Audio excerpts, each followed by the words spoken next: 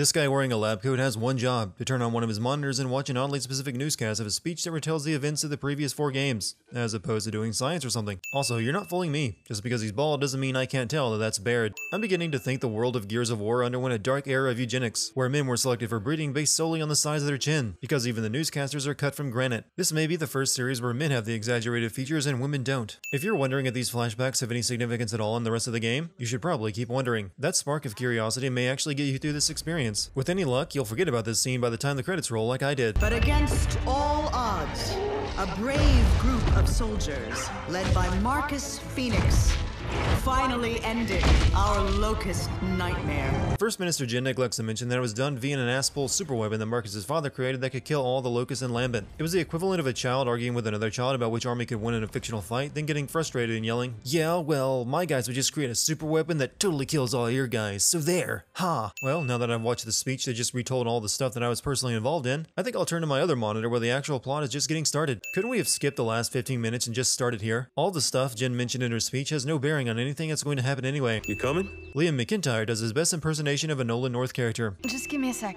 Is that Laura Bailey in a game not starring Troy Baker? Congrats on stepping out of your safe zone, girl. You know how this little guy starts out? The writers put it here as a heavy-handed metaphor about things to come. If it survives, and most don't, it finds a way to change. The little larva becomes a chrysalis. Inside, it destroys and rebuilds itself, changing its color, its shape. It gets wings, claws. It slashes its way out of its cage, and then it's new and beautiful. Jeez, I've seen science fair display boards about the life cycle of butterflies that were less impressed with it than Kate is. If JD is this impressed with a butterfly chrysalis, I could blow his mind with a baking soda volcano or a potato battery. Save your breath, JD. That one? She's a mother's daughter. She really is. I really am. That's the only line I need to learn everything I need to know about Kate's relationship with her mom. Commence the 10-hour video game about trying to rescue Kate's mother. We used to protect Cox settlements. Now we're about to raid one. Is that ironic? It's ironic, but not that ironic. It does serve to narrate what the 4 of you are doing here, though. That's not the security alarm. Why do minorities and Scots always play the dwarf character? That bugs me. These wind flares are reoccurring set pieces in this game and are supposed to be a major threat. Like here, where JD and the others try desperately to get inside the city before it hits, but end up just fine after failing and taking shelter in a ditch. And Oscar is fine too, and he didn't even have cover. For a city that's still under construction and also being protected by robots due to citizens going missing, they sure know how to open the doors to welcome heavily armed outsiders. Just a minute ago, Oscar said you can't sneak up on a robot. You can't surprise a robot, my guy. Here, all 4 of them are hiding from a robot just a few feet away with a height advantage. Citizen, you are not authorized. What? Citizen implies we claim allegiance to a centralized authority. I think of myself as part of an anarcho-collective. If you're going to open fire on one robot trying to arrest you, you shouldn't then take the time to explain why you shot it to your friends before shooting the rest, because now they're all trying to kill you. It needs to be said that JD Phoenix may be the most boring main character in recent memory. I honestly can't tell you one noteworthy thing about him or his personality. The only thing I can even recall about him is that his dad is Marcus Phoenix. Actually, let me go ahead and add the rest of the cast to that last sin. Kate is a one-dimensional, serious, tough girl who spends the entire game trying to rescue her mom. And Dell is, he's here in the game, and he's good with technology, so he's got that going for him. Makes you wonder why they switched from the original cast, who actually had about 4 personality traits between the 4 of them. Oscar, we got the fabricate.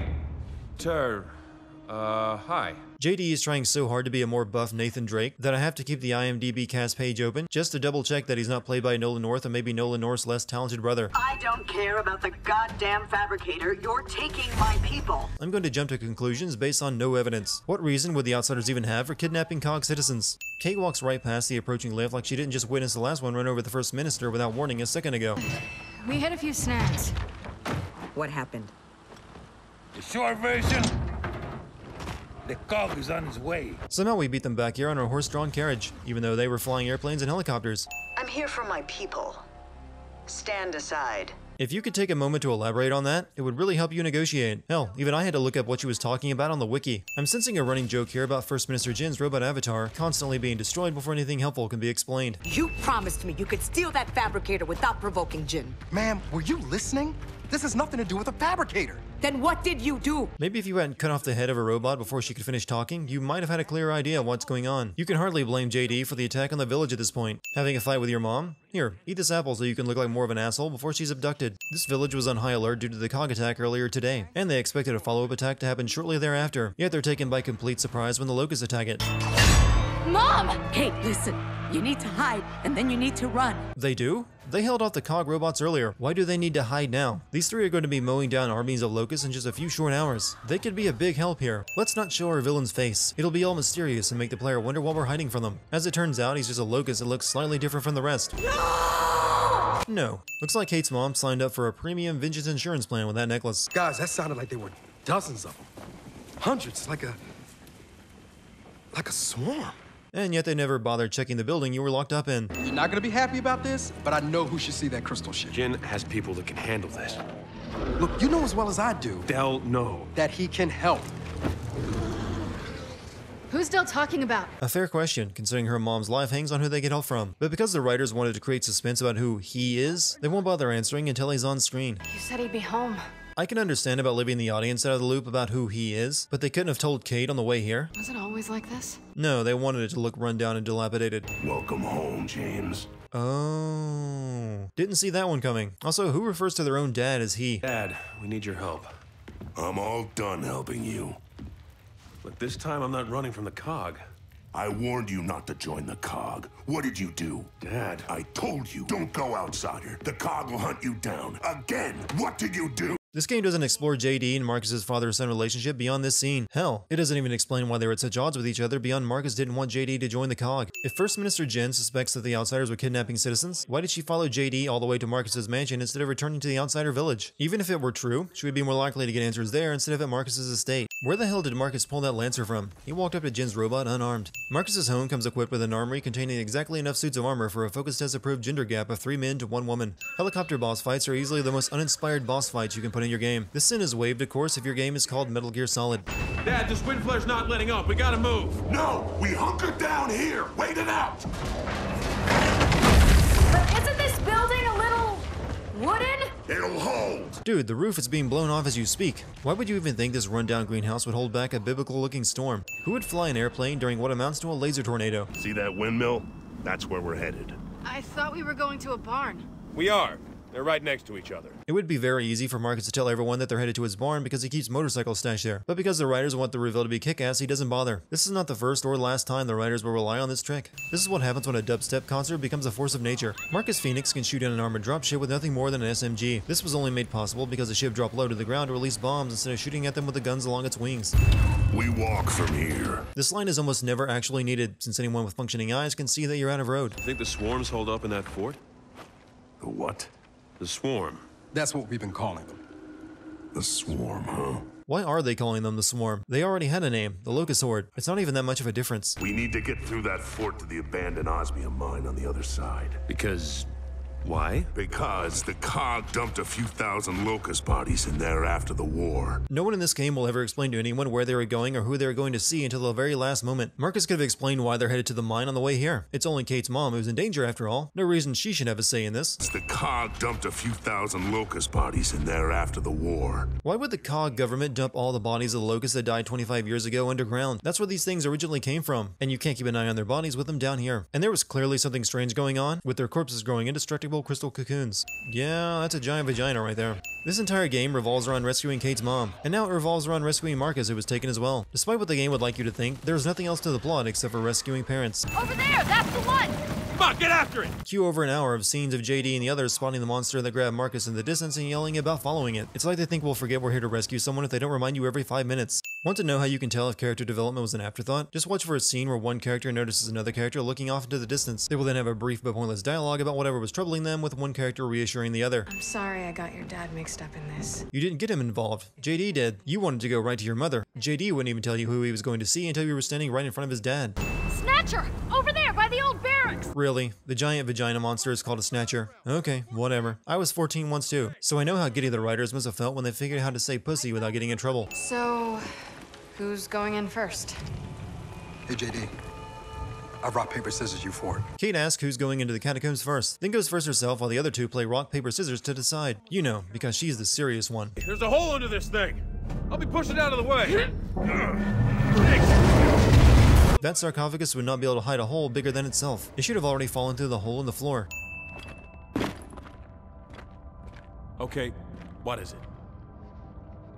JD, We have no idea what's down there. Here's yet another example that shows when character development was an afterthought. One character will stop and suddenly get very serious about the danger they're in and try to change course before another character reassures him. Basically, anytime characters start acting strangely bipolar and are easily reassured is a tell that little effort went into the plot. We don't even know what these things are. Yes, you do. They're the Locusts. Excuse me, the Swarm. Did they not teach you guys history after the Locust War ended? This makes the second time in this game where everything stops cold for a horde mode battle on an elevator.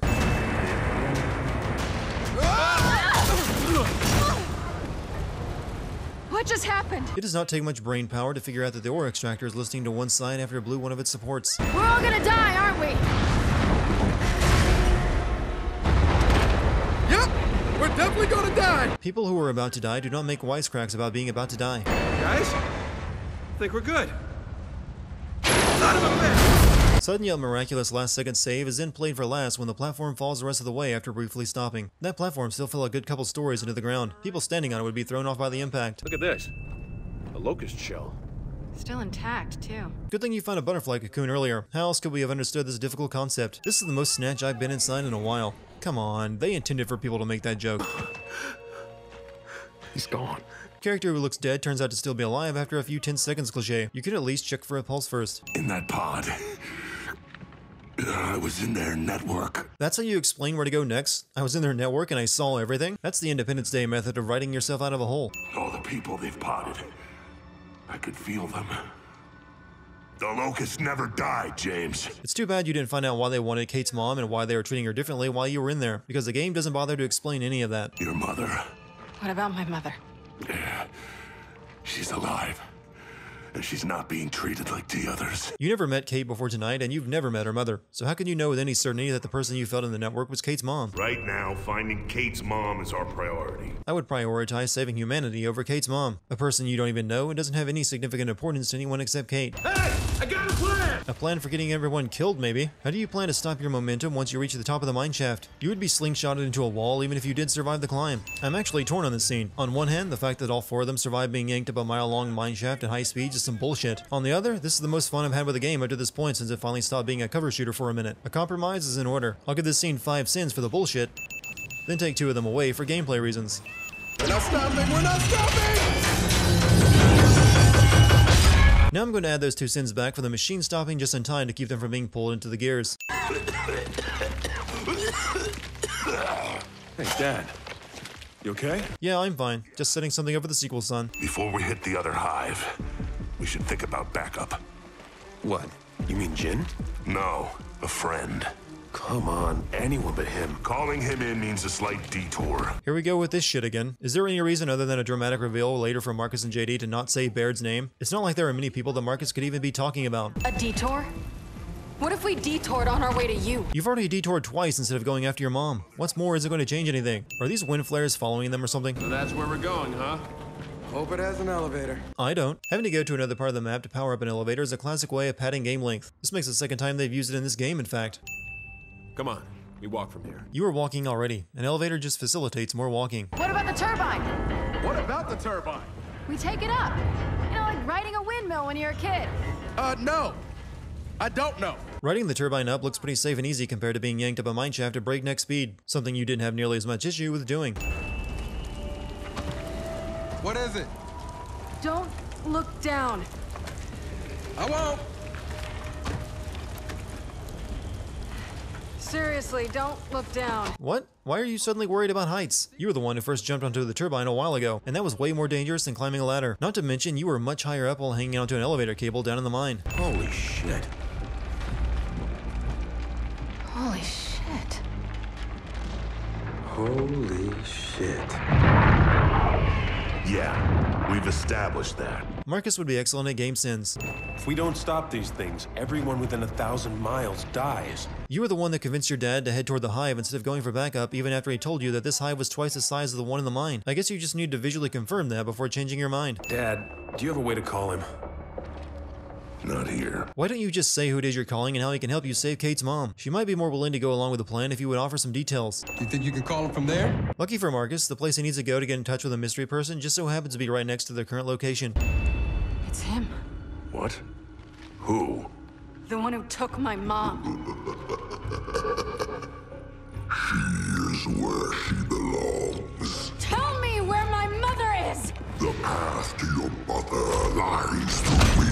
Just like the main characters in this game, the villain receives no development, or a name, or motivation, or goal, or any reason to obscure his face other than another goddamn dramatic tease with no real payoff. You swarm are all connected, right? In your hives? Well then, broadcast this. We're getting my mother back.